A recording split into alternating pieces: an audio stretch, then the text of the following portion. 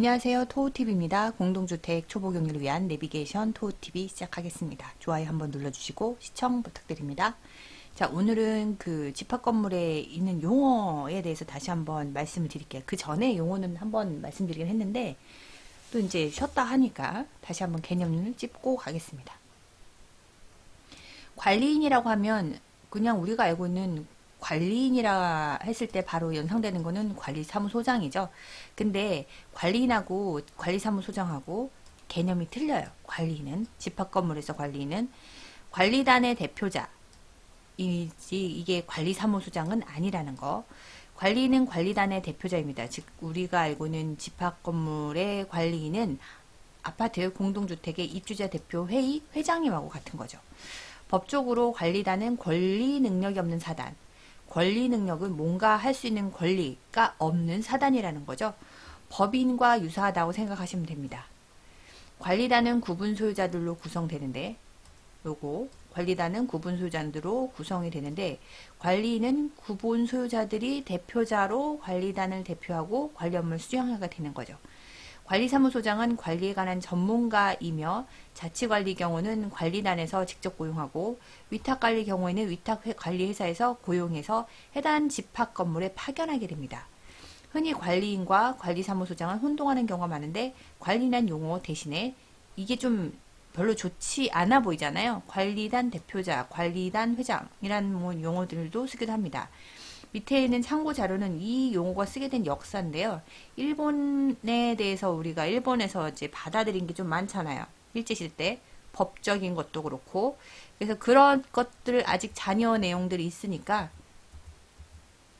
뭐 이거는 그냥 참고만 하세요. 별로 제가 그렇게 일본을 좋아하지 않아서. 그 다음 두 번째 관리인의 선임. 관리위원회 결의에 의한 관리인 선출. 관리인은 관리위원회에서 선출할 수 있을까요? 자, 그러면 밑에 있는 거 한번 보겠습니다. 규약에 정함이 있다면 관리인도 관리위원회에서 선출될 수 있습니다. 관리위원회를 구성하고 그들이 그 간접선거로 관리인을 선출할 수도 있는데 문제는 그게 조건이 있다는 거죠. 규약이 정함이 있다면. 근데 원칙은 정해진 원칙은 관리인은 어디 전체 의결회의 집회, 관리단 집회에서 선출되어야 됩니다. 그러나 관리단 집회가 개최되기 어려운 경우가 많기 때문에 관리인 선출이 지연되고 그로 인해 관리 공백이 발생하는 경우에 규약을 정해놨다. 그러면 할 수가 있다는 거죠. 이 점을 고려하여 2013년 집합건물이 개정되어 관리위원회에서도 관리인을 선출할 수 있게 되었습니다. 다만 관리위원회에서 관리인을 선출하기 위해서는 규약의 정함이 있어야 됩니다. 즉 관리위원회에서 관리인을 선출할 수 있다는 규약의 정함이 있으면 되는 거고 없으면 어쩔 수 없습니다. 관리단 집회에서 선출해야 됩니다. 근데 이거는 전체 집회에서 선출하는 게 맞다고 봐요. 간접선거의 위험은 있죠. 그 관리단 집회에 있는 그 위원회들, 집회에서 선출된 위원회들이 그 자기네들 이해관계가 많은 사람들끼리 좀 쿵짝이 맞아버리면 위험한 사람을 선출할 수도 있어요. 웬만한 거는 직접 선거가 제일 좋죠. 그 다음에 임시 관리인의 권한. 관리인이긴 한데 임시예요. 그죠? 이런 사람은 권한이 어디까지 될까? 법원에서 임시 관리인을 선임했어요. 그럼 이 사람 권한은 어디까지인가? 대법원 판결에 따르면 임시이사의 권한은 정식이사의 권한과 동일하다. 결론은 이겁니다. 임시관리는 그 법적 성격이 임시이사에 해당됩니다.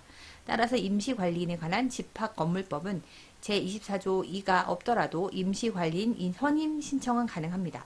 이러한 관점에서 본다면 임시관리인은 정식 관리인과 동일한 권한을 가진다는 해석이 타당합니다. 그러나 민법과 달리 집합건물법에 의해서 임시관리인이 관리인 선임을 위한 관리단 집회를 소집해야 할 의무가 있음을 명시하고 있습니다.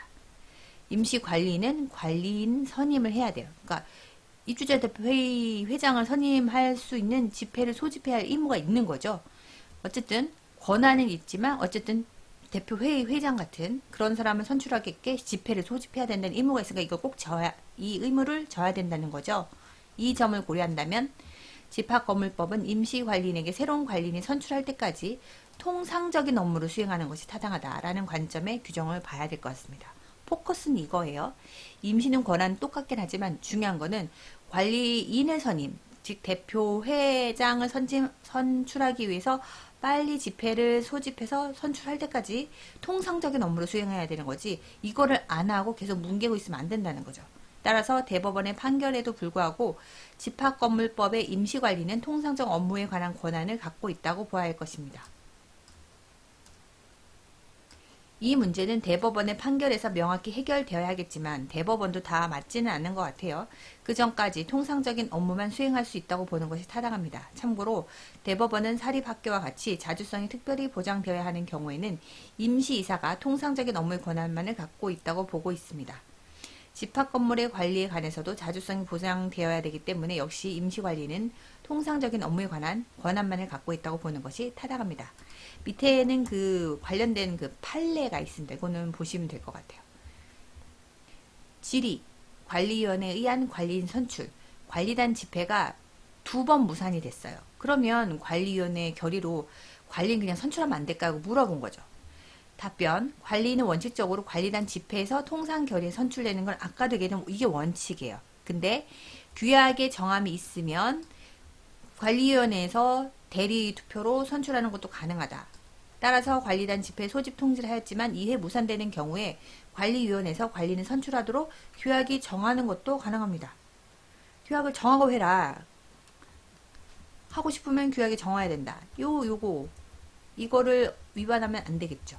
이러한 규정이 없는 경우, 만약 이렇게 규약의 정함이 없을 경우에는 관리단 집회가 무산되었다는 이유만으로 관리인을 관리위원회에서 선출하면 안 된다라고 되어 있습니다. 오늘은 여기까지. 오늘도 실력을 키우고 화이팅 하시고요. 좋아요, 구독, 공유, 알람 신청 부탁드립니다. 집합건물 매니저 2급 과정 오늘 3월 달에 개강할 거고요. 제가 책을 받으면 커리큘럼을 확인하고 확실하게 공지를 올리도록 하겠습니다. 자, 그럼 오늘도 여러분 화이팅! 또 뵙겠습니다. 감사합니다.